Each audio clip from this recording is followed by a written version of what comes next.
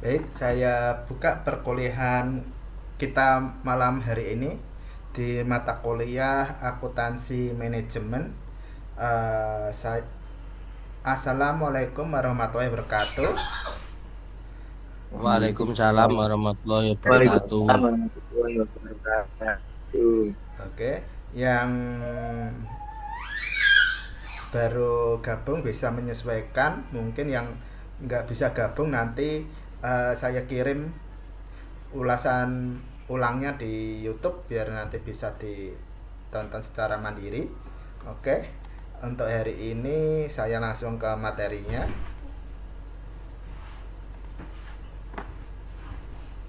Oke,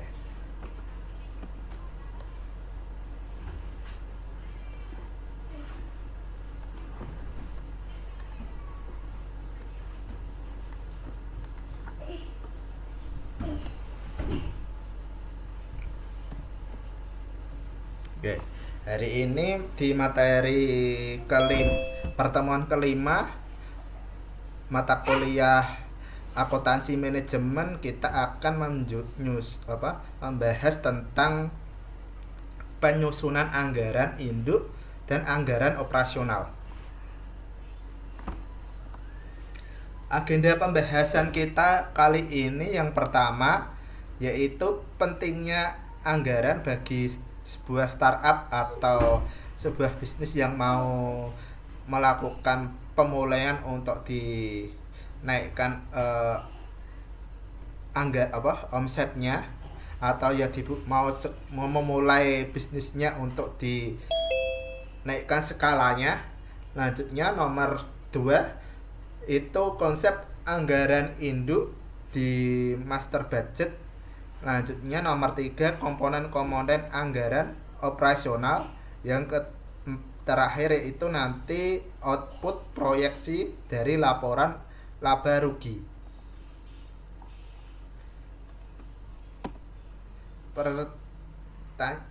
Pertanyaan tematiknya ini, mengapa sebuah bisnis startup dengan ide brilian, ide yang sangat itu mumpuni dan produk canggih sekalipun bisa gagal tanpa adanya sebuah anggaran?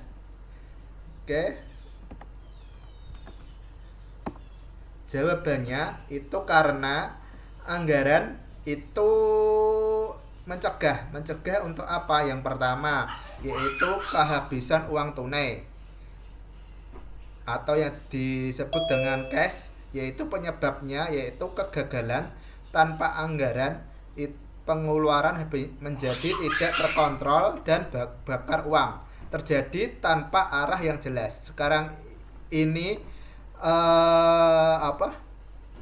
trennya itu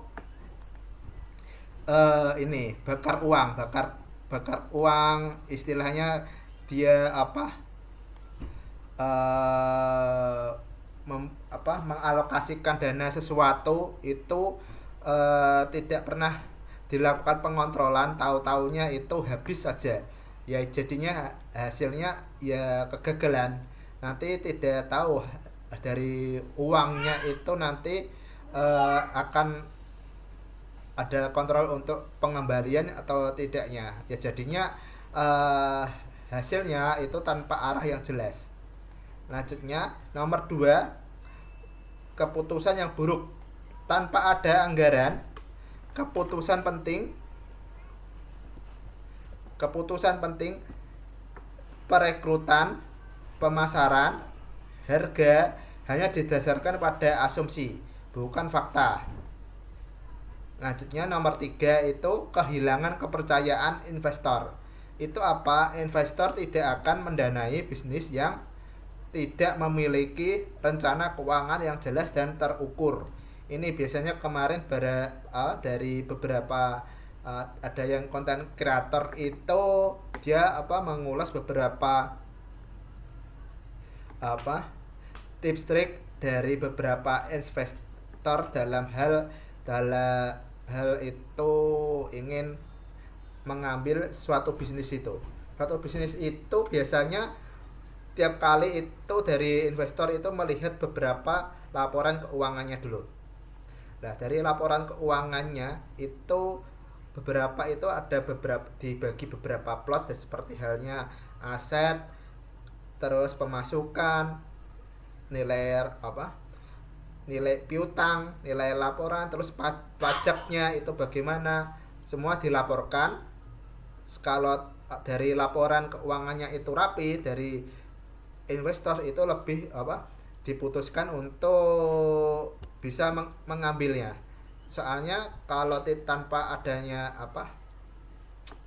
laporan itu, jadi istilahnya itu sebuah bisnis itu jelas tidak bisa dijadikan tidak bisa terukur karena tidak mempunyai rencana keuangan tersebut. Lanjutnya nomor 4, kinerja tidak terukur. Kinerja dari ini jelas tidak terukur. Kinerja tidak terukur itu kenapa? Pastinya tanpa target anggaran yang nantinya itu uang kembalinya itu berapa, karena tanpa ada target anggaran yang diminimalkan, dan tim tidak bisa memiliki tujuan finansial yang jelas dan sulit untuk mengevaluasi keberhasilan. Oke, ini seperti halnya dari menteri yang baru kita ya, Menteri Purbaya itu dia membuat sebuah terobosan dengan memotong beberapa anggaran dari beberapa provinsi-provinsi itu dengan memepetkan anggarannya itu dari beberapa gubernur, diuji dengan kreativitasnya, dengan dipotong itu dari semua gubernur nanti bisa ada melakukan kreativitas bagaimana. Tapi dari kenyataannya kemarin itu para gubernur jadinya malah datang ke Jakarta untuk melayangkan protes.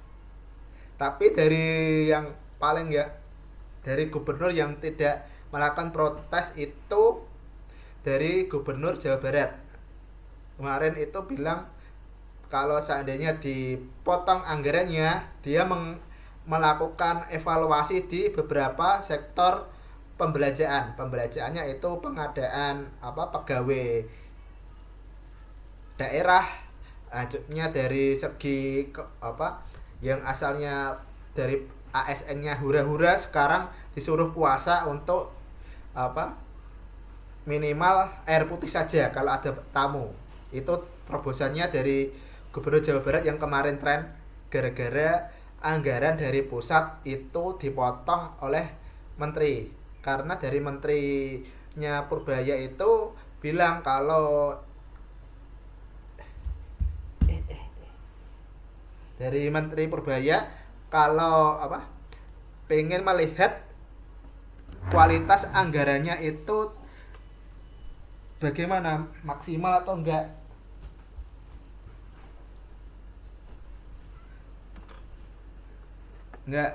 Jadinya kita lihat nanti dari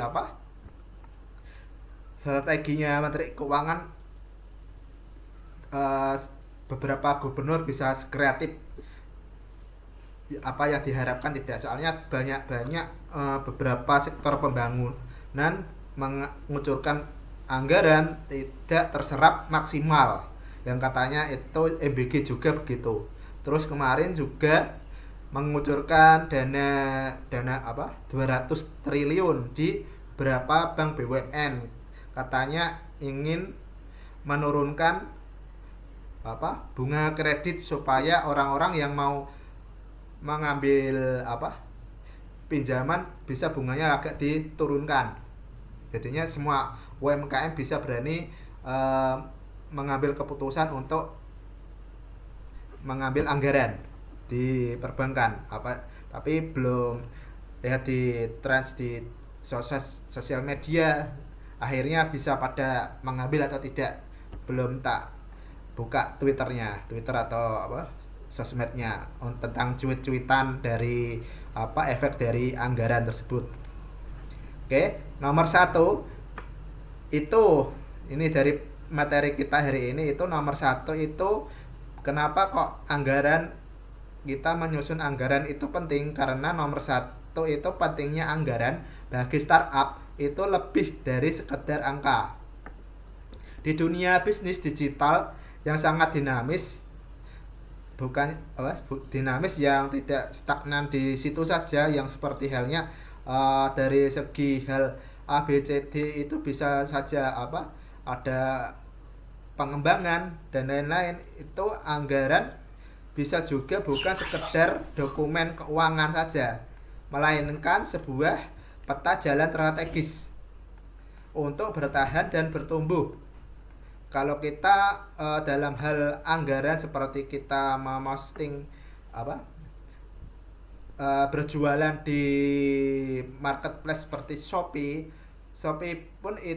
Shopee terus atau GrabFood, itu seperti halnya mengocorkan anggaran itu harus dilakukan pemetaan. Pemetaannya itu dari hal seperti strateginya, produk mana yang terlaris. Dia mau strategi yang terlaris itu tidak dikasih dengan promo, atau enggak yang tidak terlaris dengan promo. Itu juga perlu strategi. Istilahnya pengen segera bahan bakunya yang ada di dapur, mungkin ini dari usaha GrabFood, dari bahan bakunya yang ada di dapur itu segera laku dengan cara melakukan mengalokasikan anggaran akan promo yang di sekarang ini yang tren di Grab.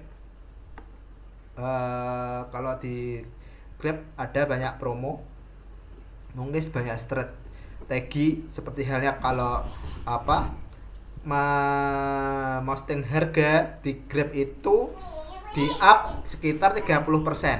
Nah, 30% itu dari hal bayar pajak ke Grabnya. Tapi kalau ingin menambahkan profit, ya ditambahkan berapa persen. Nah, dari berapa persen itu nanti keluar hasil profitnya. Dari profitnya itu tidak semerta langsung diambil untuk penghasilan, tapi dibuat modal untuk melakukan strategi promosi selanjutnya, seperti halnya ikut program potongan A, B, C, D. Itu sering saya temui di beberapa grup di Facebook dan dalam hal melakukan promosi di GrabFood dan ShopeeFood mereka. Itu seperti itu. Istilahnya disiapkan anggaran dari hasil keuntungan profit untuk saling serang nanti di promo selanjutnya. Istilahnya dari bulan ini, bulan depan pasti ada beberapa promonya tahun depan apa. Kalau dari November itu mungkin lah yang paling umumnya itu hari pahlawan. Nanti hari pahlawan 10 November itu berjualan apa yang paling laris. Pasti produk yang dari hari pahlawan itu nanti dilakukan beberapa promo. Pasti juga anggarannya sudah dipersiapkan. Lanjutnya double date 11 setelah 10 pastinya 11 promo lagi. Ya pastikan butuh anggaran lagi. Lah itu perlu halnya strategis. Oke, selanjutnya penjelasannya itu anggaran sebagai peta jalan. Bayangkan membangun bisnis itu seperti perjalanan darat. Profitabilitas adalah tujuan akhir kalian, karena peta kalian adalah anggaran. Rute perjalanan adalah target pendapatan. Selanjutnya, bensin yang dibutuhkan adalah estimasi biaya. Selanjutnya pemberhentian atau yang disebut dengan milestone itu adalah target kinerja bulanan atau kuartalan. Tanpa peta kalian akan bisa tersesat dan kehabisan bensin. Selanjutnya poin A itu merencanakan kebutuhan dana, di mana anggaran itu membantu menjawab pertanyaan krusial yang paling banyak ditanyakan itu berapa banyak uang yang kita butuhkan dan kapan kita membutuhkannya. Ini itu untuk mencegah startup kehabisan kas di tengah jalan. Selanjutnya nomor B, poin B itu mengukur kinerja, di mana anggaran itu berfungsi sebagai tolak ukur atau yang disebut benchmarking, di mana rencana dengan aktual itu bisa dibandingkan sebagai hasil nyata dengan anggaran. Kita bisa mengidentifikasi apa berhasil dan area mana yang perlu dilakukan perbaikan, yang biasanya disebut dengan analis variance. Selanjutnya penjelasan analis variance itu seperti berikut. Apa itu analis variance? Ini adalah proses membandingkan hasil aktual atau nyata dengan angka yang dianggarkan untuk memahami mengapa ada perbedaan. Anggap saja kita melakukan anggaran untuk mengalokasikan iklan sekitar 50 juta rupiah. Oke. Selanjutnya ternyata biaya iklan aktual mungkin dari halnya itu MMT, terus yang di baliho, itu ternyata biaya iklannya yang biasanya kalau mau iklan itu dihubungin sekitar 65 juta. Selanjutnya variance-nya yaitu membandingkan hasil aktual dengan angka yang dianggarkan, ternyata 15 juta. Akhirnya minus 15 juta, dan ini bisa juga disebut sesuatu yang tidak menguntungkan. Jadi pertanyaan selanjutnya adalah apakah biaya per klik per bulan itu bisa naik per bulan kalau di Shopee belanja, terus Grab itu biayanya itu per klik. Setiap kali ada orang yang ngeklik itu otomatis dari Shopee minta pajak, ambil saldo poin saldonya dari pemilik toko itu untuk Islam ambil pajaknya. Biasanya ada saldonya. Kalau kalau baliho mungkin biaya per bulan lah. Per bulan nanti naik tergantung dari elektabilitas buah produknya bagaimana. Terus apakah kita beriklan lebih banyak? Lah ini banyaknya seperti itu. Apa lebih baik di strategi yang laku dan tak laku dan semi laku itu mana? Apakah yang di push yang tidak laku dengan promo supaya untuk menaikkan pamornya, istilahnya di pasaran itu dicicipin dulu masakannya daripada yang tidak laku. Itu biasanya mainnya di situ, seperti pengusaha Shopee Food. Ya, dengan itu analis ini bisa nantinya ingin memicu tindakan dari perbaikan lah isinya. Lanjutnya poin C itu mengambil keputusan strategis. Memberikan dasar data untuk keputusan itu penting. Kapan waktu yang tepat untuk merekrut tim baru? Seberapa besar budget marketing yang bisa kita alokasikan? Apakah harga produk kita sudah tepat? Poin D selanjutnya itu mengkomunikasikan rencana, di mana anggaran adalah alat komunikasi yang efektif kepada yang pertama investor dan stakeholder. Yang kedua tim internal. Kalau investor dan stakeholder itu gunanya untuk menunjukkan rencana yang solid. Kalau tim internal itu menyelaraskan tujuan bersama. Lanjutnya nomor 2, apa itu anggaran induk? Tadi kan anggaran anggaran dasar, sekarang anggaran induk. Anggaran induk yang bisa disebut dengan master budget itu sebuah rencana keuangan yang komprehensif dan terintegrasi dari semua aspek operasional dan keuangan perusahaan untuk satu periode waktu tertentu. Itu apa? Penjelasannya ini. Analogi anggaran induk seperti cetak biru, blueprint untuk membangun sebuah rumah. Itu ada 2 yang namanya anggaran operasional adalah denah setiap ruangan.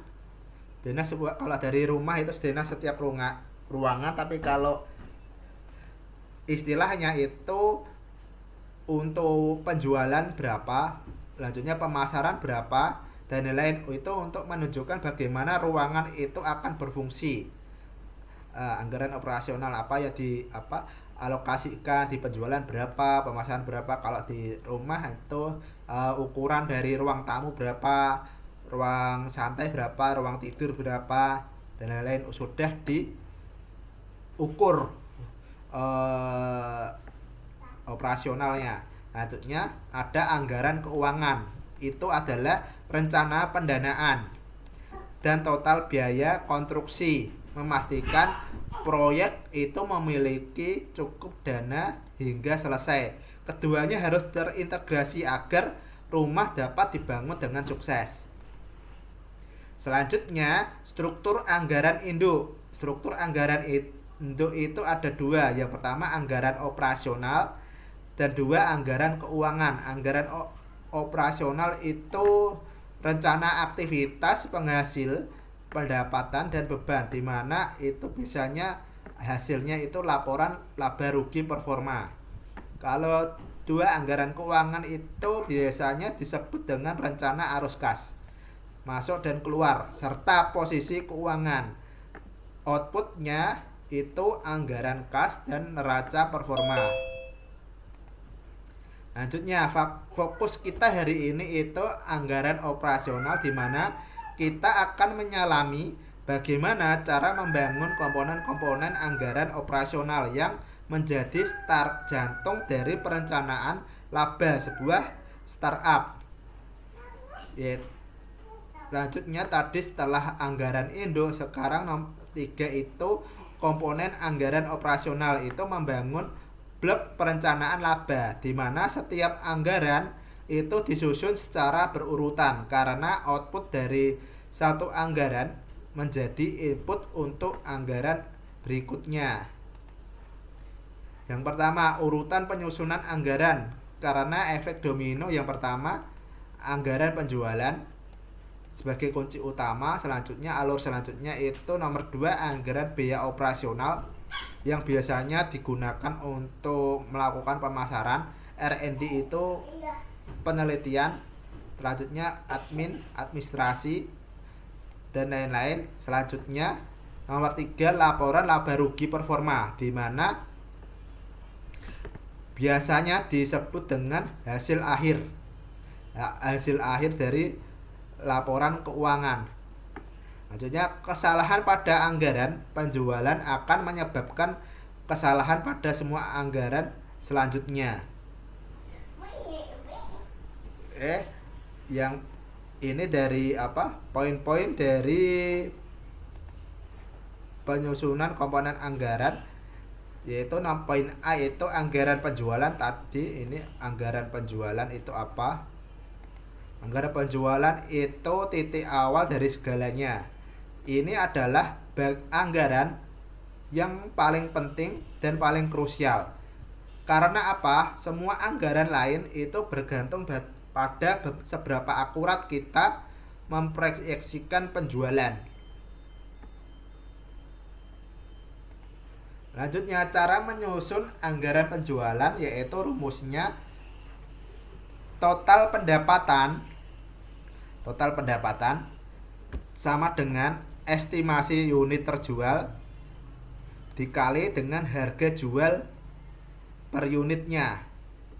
Oke, ini bisa digunakan untuk bisnis startup digital di mana unit bisa berarti unit ini bisa diganti dengan jumlah pelanggan subscriber. Kalau misal ini untuk alokasi sebuah konten kan istilahnya satu konten itu targetnya akan mendapat berapa subscriber. Jadinya satu video 4 lanjutnya dia ingin mencapai ke 1000 subscriber, tergantung dari beberapa dia itu menyusun strategi. Lanjutnya setelah unit ke pelanggan ganti dengan jumlah lisensi software. Lanjutnya lisensi software itu kalau kita mungkin seperti jual beli Office resmi, Windows resmi itu jualnya per lisensi berapa, satu lisensi satu keuntungan dari pihak pengembang. Lanjutnya jumlah transaksi yang diproyeksikan, bisa jadi dipakai dengan penyebutan seperti itu. Selanjutnya setelah dari anggaran penjualan, sekarang anggaran biaya pemasaran. Anggaran biaya pemasaran itu biaya untuk mencapai target penjualan, di mana setelah tahu target penjualan kita perlu merencanakan beberapa biaya yang harus dikeluarkan untuk mencapainya. Fungsinya itu untuk merinci semua biaya terkait akuisisi dan retensi pelanggan. Contoh halnya itu biaya pemasaran kalau di dunia bisnis digital kita itu ada hal yang namanya ads atau yang disebut dengan iklan digital. Mungkin seperti halnya Google ada Google Ads, Meta Ads, TikTok Ads. Dalam hal ingin memasang ini, dipasarkan promo, melakukan strategi penyampaian, pasti ini perlu akan hal anggaran berapa. Kalau di kampus, di penelitian seperti hibah dari mahasiswa itu dia untuk melakukan pamer, menyampaikan ke masyarakat, disuruh untuk iklan Google Ads ini dengan anggaran sekitar 250.000 untuk satu kali postingan di setiap akun. Mungkin dari beberapa produknya Bapak Ibu dari bidang yang bagian pemasarannya sendiri mungkin sudah bermain ini Google Ads dan Meta Ads. Oke. Selanjutnya biaya SEO dan konten marketing. Biaya SEO dan konten marketing itu tergantung dari beberapa diinginkan. Mungkin seperti halnya konten marketing, jasa untuk edit konten, anggarannya berapa, dan lain-lain. Selanjutnya setelah itu biaya influencer atau endorsement, nyewa artis-artis. Kalau zamannya penyalonan, biasanya endorse-nya dari toko publiknya itu, atau enggak kalau misal dia pakai publik yang lain, itu berarti dari eh, anggota politik yang mau menyalonkan berarti tidak ada elektabilitas. Jadinya tanpa dorongan akan endorse-nya itu. Selanjutnya setelah dari beberapa ini ada yang namanya gaji tim pemasaran.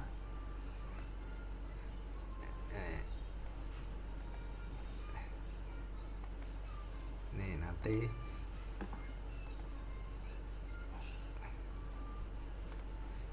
untuk melihat dari beberapa produk iklan seperti Google Meta Ads itu perlu halnya berapa rupiah untuk menganggarkan.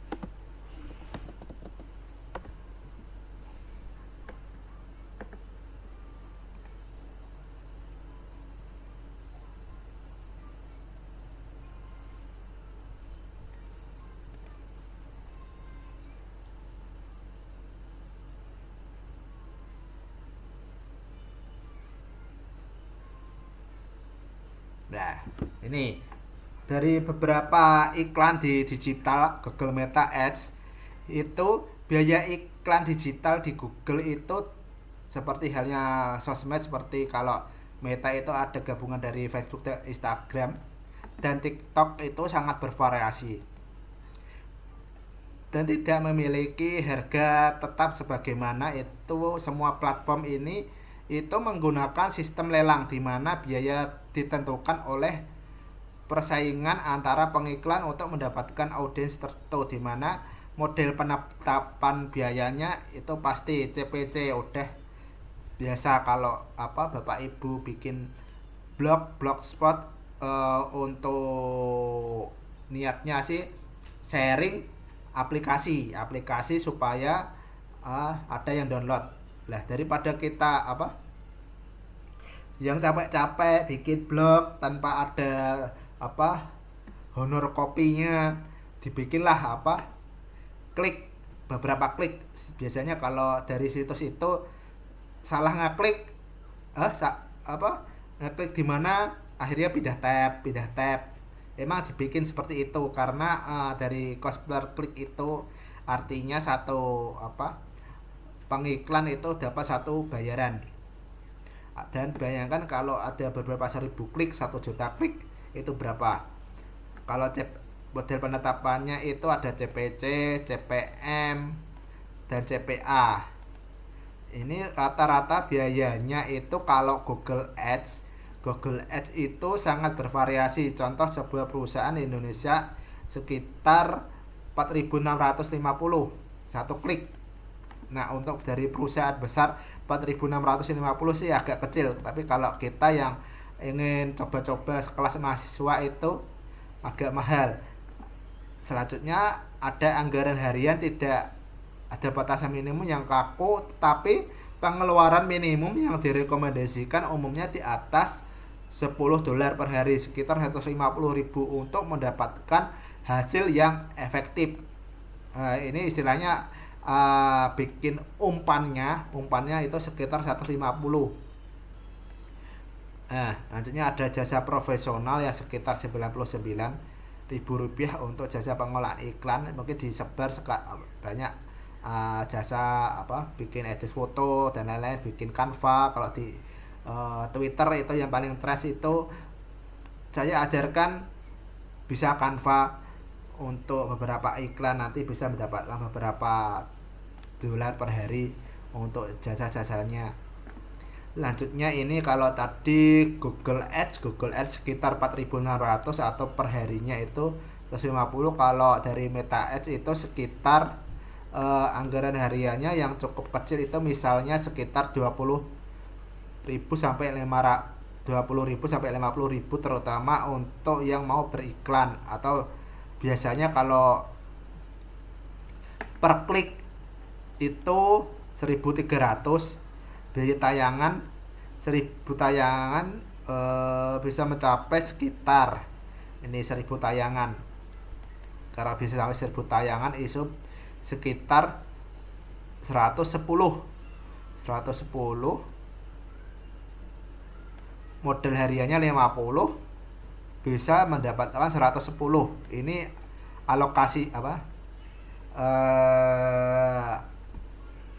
dari istilahnya bayang-bayangannya dari Facebook itu segini 50 ke 110. Biasanya dari survei dari beberapa yang dilakukan Meta seperti itu, ada 1000 tayangan berarti bisa mendapatkan 110. Istilahnya nanti 50 ke 110 ya separuhnya lebih dari target hariannya. Modalnya 50 bisa mendapatkan 110. Dari anggaran minimal ini tergantung pada tujuan kampanye dari Bapak Ibu. Contoh halnya untuk mendapatkan lead atau mungkin untuk membutuhkan minimal 70.000 per minggu. Oke, selanjutnya kalau ini Meta Ads sekitar 50, kalau TikTok Ads itu mainnya itu harian juga sekitar 770, untuk grup iklan $20 atau sekitar 310. Biaya per kliknya CPC-nya Ads 8.000, CPC-nya Facebook 1.300, CPC-nya itu sekitar 3.000. Kalau TikTok Ads agak mahal, lebih murah Facebook. Biaya per 1000 tayangan 1000 tayangan adalah sekitar $10 atau 155. Bertarif ini balik modal ke 155. Ambil strategi nanti yang ditawarkan keuntungan selanjutnya. Promosi video mandiri, dimana untuk promosi video yang lebih sederhana, dimana bisa mulai dengan anggaran serendah. Jadi faktor penentu biaya iklan itu bisa juga target beberapa audiens, seperti halnya momen apa di usia, lokasi, minat, atau yang tinggi, atau biaya kampanye untuk apa, untuk kesadaran merek seperti CPM, atau mendapatkan klik seperti Bapak Ibu yang ingin nanti bikin website atau blog yang istilahnya sekali dimana mouse itu mengeklik akan menghasilkan 1 pundi rupiah atau pundi dolar dari pembuat blog tersebut. Nah, selanjutnya dibutuhkan untuk persaingan, di mana industri dengan persaingan tinggi akan membuat biaya iklan menjadi lebih mahal karena banyak pengiklan yang saling bersaing. Pasti seperti halnya Bapak Ibu di Shopee belanja, mungkin pengen cari produk A, malah ya ditawari produk B, padahal produk B itu tidak kita cari. Lah itu dari produk B-nya sendiri malah udah melakukan pengiklanan, jadinya dia di atas sendiri buat mancing yang bawahnya. Lanjutnya kualitas iklan dan waktu penempatan bagaimana. Itu tidak cuma cukup menganggarkan, tapi juga melakukan strategi supaya beberapa iklan ads-nya itu berjalan yang dengan kita inginkan. Setelah itu tadi contoh biaya pemasaran. Yang ketiga itu poin C itu anggaran biaya R&D, atau biasanya untuk melakukan penelitian atau riset development, dimana yang biasanya disebut dengan investasi untuk inovasi. Setiap kali inovasi kemarin mungkin yang sudah ikut di PT sudah muncul, bisa nginceng nilai beberapa laboratorium, digunakan beberapa anak labmate laboratorium untuk meneliti beberapa produk-produknya yang terbaru, nanti apa diuji coba dulu, hasilnya bagaimana, mereka melakukannya dengan tikus berdencit untuk uji cobakan sebelum ke manusia. Bagaimana hasilnya? Pasti perlu halnya R&D itu. Kalau di dunia industri itu kita butuh halnya kampus untuk meneliti itu supaya apa? Karena dari pihak perusahaan yang tidak mempunyai R&D sendiri. Oke, selanjutnya dari bagi startup teknologi itu bisa disebut dengan produk dari nyawa perusahaan karena itu fungsinya untuk merencanakan pengeluaran untuk riset dan pengembangan produk atau yang bisa disebut dengan fitur baru agar tetap kompetisi atau kompetitif. Selanjutnya contoh biaya R&D biasanya yang diperlukan di dunia digital itu pasti developer dari pengembang dari programnya, ada front end, ada back end, itu beberapa gaji sendiri, istilahnya dari sektor pembengkelannya, dari dia tahu seluk beluk dari programnya. Untuk dilakukan pastinya dari developer itu ada banyak permintaan A, B, C, D untuk dilakukan implementasi. Jadi websitenya itu bisa mumpuni. Selanjutnya product manager. Selanjutnya ada biaya server dan untuk development, lisensi software untuk pengembangan dan selanjutnya. Tadi poin C, sekarang poin D itu atau poin 4 itu membahas tentang anggaran biaya administrasi atau yang biasanya digunakan pada biaya pada umumnya, di mana ini bisa disebut dengan menjaga roda perusahaan supaya roda perusahaan itu terus tetap berputar. Itu mencakup semua biaya operasional lain yang tidak terkait langsung dengan pemasaran atau yang bisa disebut dengan R&D, di mana fungsinya itu merinci biaya untuk menjalankan operasional perusahaan sehari-hari. Untuk contoh biaya administrasi dan umum itu ada gaji tim, sewa, biaya layanan, biaya hukum, dan biaya untuk melakukan audit atau yang bisa disebut dengan akuntansinya. Oke, selanjutnya output akhir dari ini, itu output akhirnya itu pasti proyeksi laporan laba rugi, di mana setelah semua anggaran operasional disusun, kita dapat menggabungkannya untuk melihat gambaran besar apakah kita itu akan mengalami untung atau rugi. Struktur proyeksi laporan laba rugi itu seperti berikut. Pertama itu ada pendapatan penjualan. Terus dari pendapatan penjualan itu ada minimesnya ada seperti beban pokok penjualan berapa. Selanjutnya ini bisa disebut dengan laba kotor karena dari pendapatannya itu belum dikurangkan dengan biaya-biaya yang ditanggungkan, seperti halnya beban operasional berapa, beban pemasaran berapa, beban energi berapa, beban admin umum berapa. Lanjutnya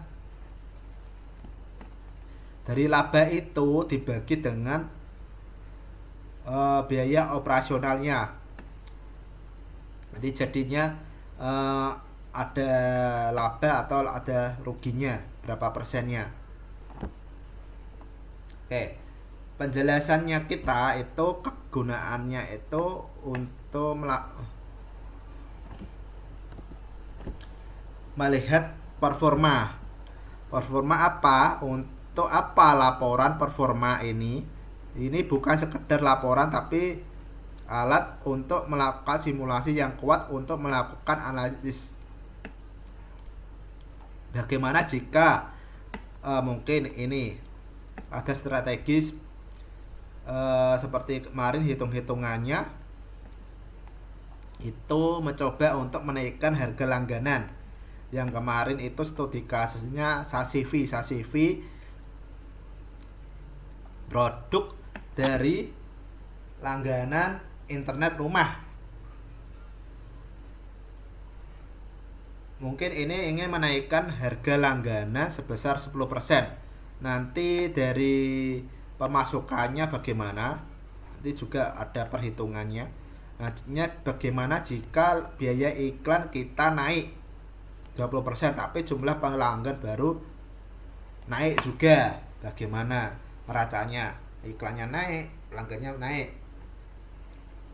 Biasanya iklannya naik, kalau pelanggannya turun juga bingung juga.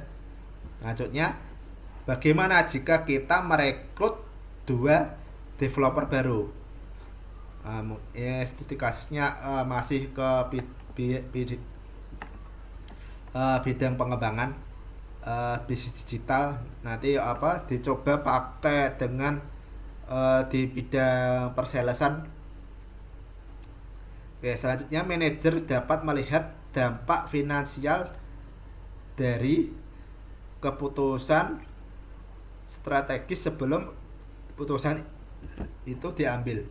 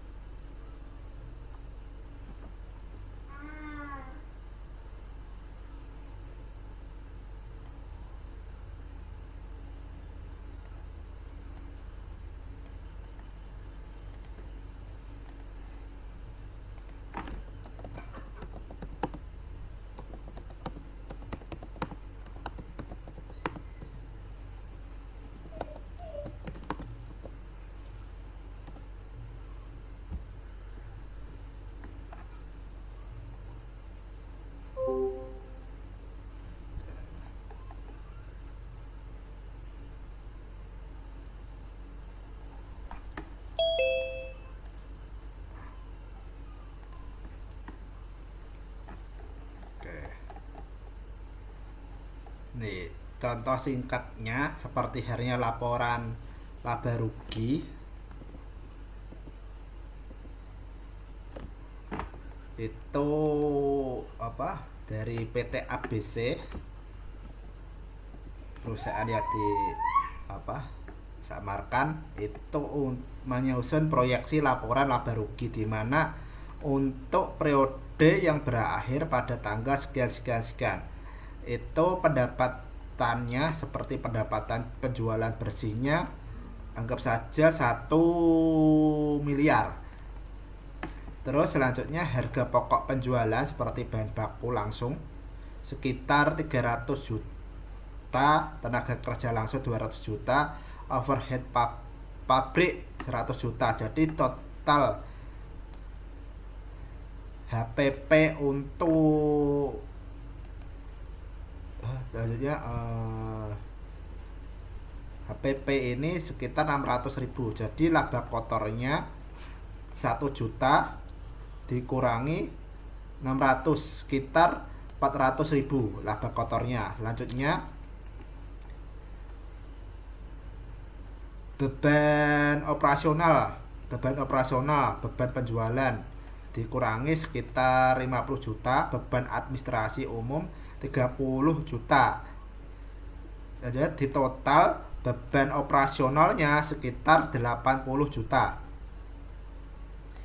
Lanjutnya dari laba operasional itu laba kotor dikurangi total beban operasional. Jadi laba setelah operasional itu 320 juta. Jadi pendapatan dan beban lain-lain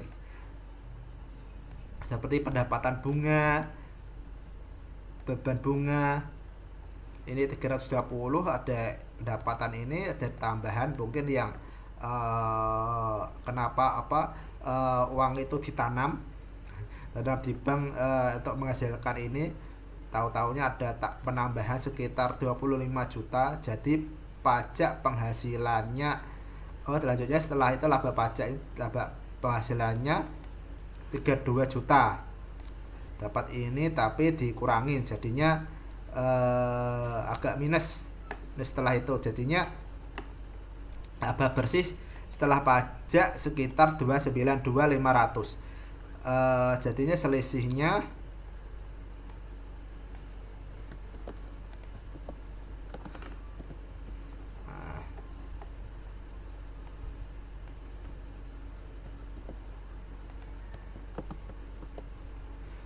dari laba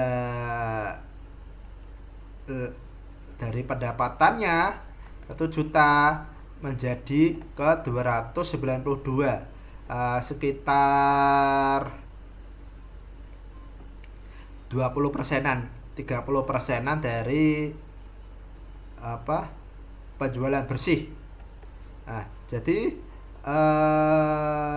dengan laporan ini jadinya kita juga bisa melakukan kejadian dengan melakukan alat simulasi what if. What if itu kita akan melakukan seperti halnya variabel yang sensitif seperti harga jual, volume penjualan, biaya bahan baku, biaya tenaga kerja, biaya overhead, biaya beban operasional dan lain-lain. Ngomongnya skenario-nya pengen meningkatkan 10%, biaya bahan baku turun. Lanjutnya yang terbawah itu ini what if. Ini misalkan proyeksi awal kalian menunjukkan laba bersih sekitar 292, ini 292. Tapi skenario-nya apa yang terjadi jika volume penjualan itu turun 10% karena persaingan ketat tetapi harga jual dan biaya lainnya tetap.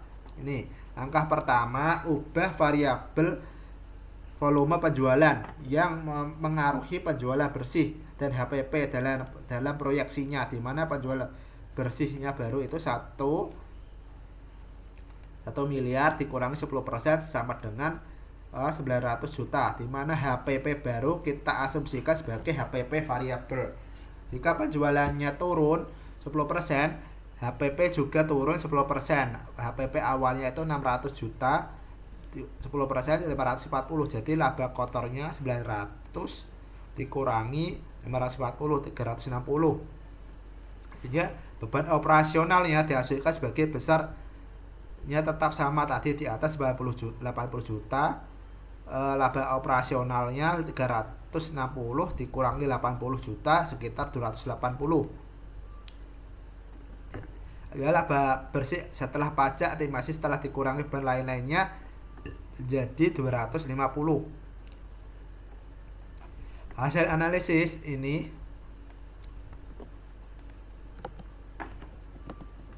akhirnya mendapat kesimpulan bahwa penurunan penjualan 10% menyebabkan penurunan laba bersih sebesar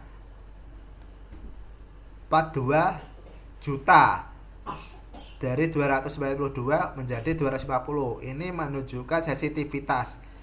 Jadinya dari halnya what if-nya ini dengan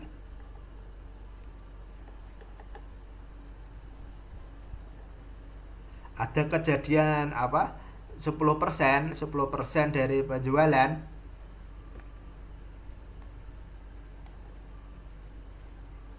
ternyata laba banyak itu pengaruh sekitar 42 juta.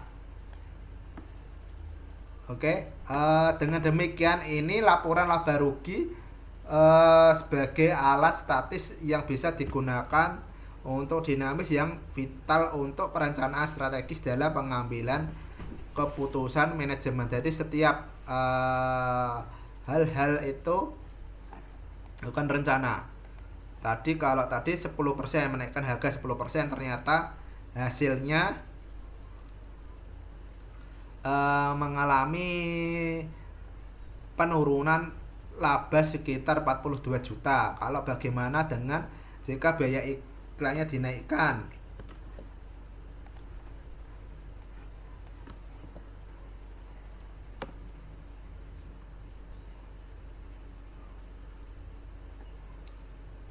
Akhirnya asumsi dan lain-lain naik.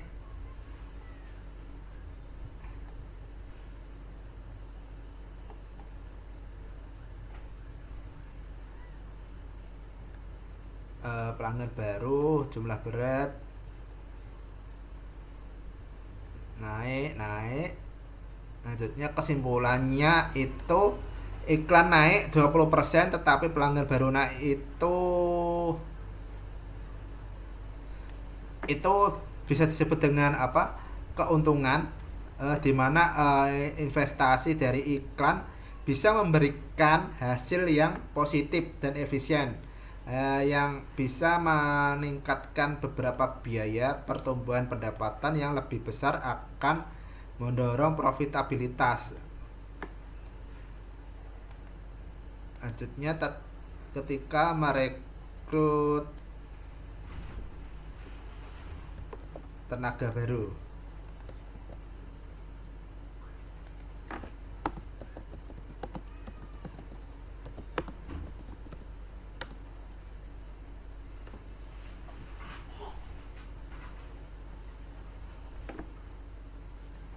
Pastinya kalau tenaga baru perkiraan biaya seperti rekrutmen, pasti perlu hanya rekrutmen, biaya langsung, gaji pokok, perkiraan dampakan, nanya potensi. Terus untuk what if-nya skenario A itu jika jangka panjang perekrutan dilakukan di awal periode fiskal, hasilnya beban operasional, pasti beban operasional, laba operasional yang menurun, hanya laba bersih.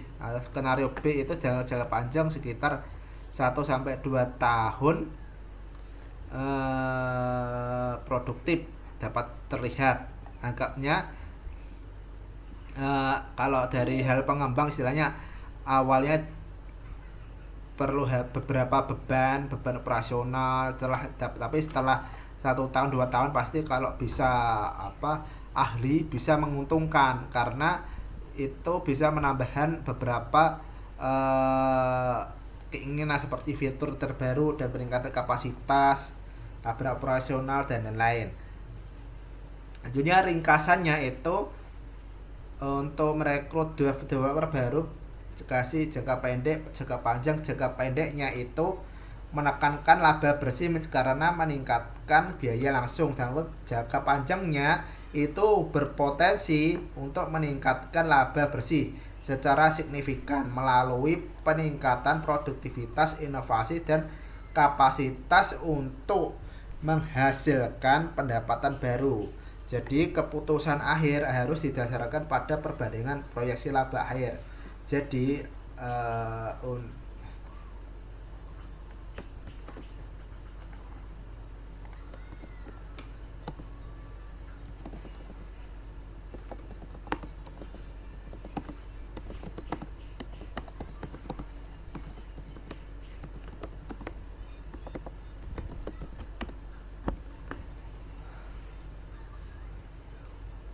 oke, kalau dari skenario ternyata biaya yang iklan kita naik 20%, tetapi jumlah naik itu menjadi dianggap yang paling menguntungkan karena memiliki indikasi kesehatan bisnis yang sangat kuat. Untuk referensinya lain, dengan demikian skenario peningkatan iklan dan pelanggan baru adalah pilihan yang bisa menguntungkan. Akhirnya keinginan 20% naik dari iklan, terus jumlah pelanggan juga naik, itu sebuah strategi yang sebenarnya kita inginkan karena laba bersihnya itu sekitar 30%, melampaui sekitar 20%. Jadi langsung tingkat selanjutnya efisiensi biaya, penurunan biaya akuisisi pelanggan, dan selanjutnya skenario perekrutan itu sebaliknya, perekrutan ini jangka pendek itu kalau misal perekrut ada ya beberapa perekrutan karyawan, ada yang seperti halnya direkrut sebulan saja, 2 bulan training, 3 bulan setelah itu out. Kalau sebaiknya dalam hal perekrutan itu biasanya 1 tahun, terus 1 tahun diikat jadi pegawai tetap, dan selanjutnya kalau sudah jadi pegawai tetap kan istilahnya untuk pembuangan seperti beban operasionalnya untuk perekrutan itu enggak ada, dihilangkan, karena perekrutan itu butuh halnya anggaran yang tidak begitu sedikit ya, datanya butuh anggaran yang begitu besar. Oke.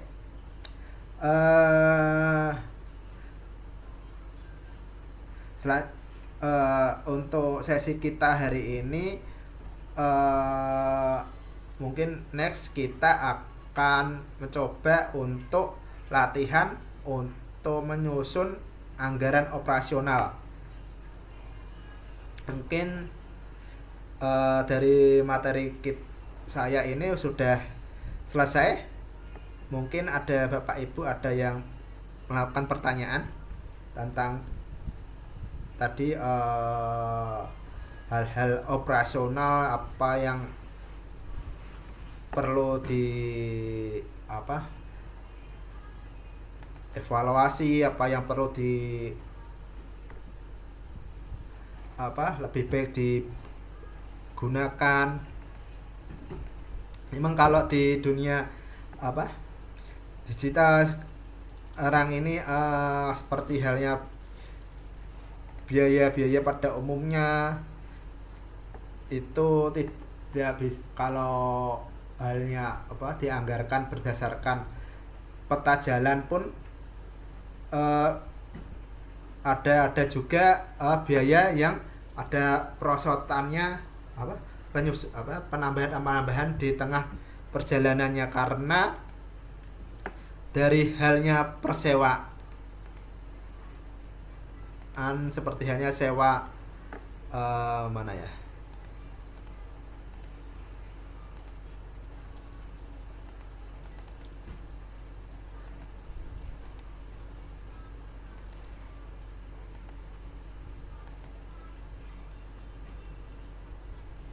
lah seperti halnya variabel varian dari biaya iklan di aktualnya bisa juga mengalami eh, penambahan anggaran. Nah, seperti halnya kalau di kita sendiri, eh, baliho baliho sudah dianggarkan sekitar 50 juta, tahu-taunya di lapangan kena pajak iklannya belum dibayarkan. Nah, dari pajak iklannya minta sekitar 15 juta. Nah, pada akhirnya eh, itu membuat eh, eh, strategi untuk melakukan perbaikan selanjutnya. Nah, itu hal-hal di lapangan seperti itu. Jadinya eh, apa? Perlunya anggaran itu bisa disebut dengan peta jalannya strategis untuk kita sendiri bisa untuk bertahan dan bertumbuh. Banyak tanpa halnya anggaran tersebut, akhirnya dari beberapa pebisnis itu kehilangan uang uang secara cash dan sebagainya. Seperti halnya kalau kemarin itu ada beberapa seminar yang dalam hal memulai bisnis itu ada yang dianggarkan ke emasnya dulu, atau setelah emas, di emasnya digadekan untuk menghasilkan mendapatkan uang. Dari uangnya itu dicoba untuk melakukan bisnis kecil-kecilan dulu untuk uji coba. Hasilnya dari uji coba itu kalau ada kegagalan, dia ada cadangan uangnya dulu di dalam bentuk emasnya itu. Setelah bermain emas, ada yang disimpan ke deposito. Tapi di Menteri Purbaya ini, untuk depositonya itu bunganya kecil karena dari beberapa kucuran dana 200T itu udah tersebar ke beberapa perbankan BUMN. Nah, jadinya depositonya itu kecil, jadi disuruh pemerintah untuk melakukan pembelanjaan terus jadinya UMKM-nya itu juga jalan. Jadinya untuk main deposito untuk sekarang ini itu tidak menguntungkan, seperti halnya direncanakan kalau sebelum memulai bisnis dialokasikan ke emas, pegadaian, terus selanjutnya di deposito. Setelah deposito nanti diapakan, istilahnya dalam bisnis kita harus ada hanya dana cadangan seandainya kalau nanti perlu halnya untuk promosi hal yang menarik, itu kita bisa ancang-ancang dulu lah. Jadinya beberapa kinerjanya bisa juga terukur. Jadinya bisa nantinya kita melakukan evaluasi, supaya tujuan finansial kita bisa disebut dengan bisa dapatkan hasil yang jelas tentunya. Oke. Jadi Bapak Ibu mungkin ada yang mau di-sharingkan.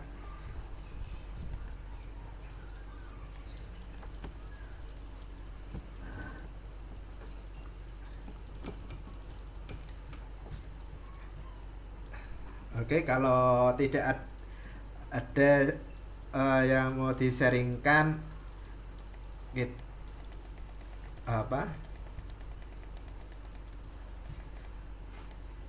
untuk materi minggu depan kita ini ke praktek untuk penyusunan anggaran operasionalnya nanti tak sajikan pakai Excel saja ya. Untuk simulasinya baik, ini sudah 9.20. Kalau tidak ada pertanyaan atau sharing, saya akhiri dari perkuliahan kita hari ini. Kita ketemu besok Jumat di Artificial of Intelligence ya, dan nanti akuntansi manajemen kita ketemu di hari minggu depan, di hari Rabu lagi di jam 8 sampai sekitar jam 9. Oke, kalau tidak ada pertanyaan saya akhiri perkuliahan kita hari ini. Assalamualaikum warahmatullahi wabarakatuh. Untuk Bapak Ibu telah yang mengikuti perkuliahan saya ucapkan terima kasih. Oke, kita ketemu minggu depan. Assalamualaikum.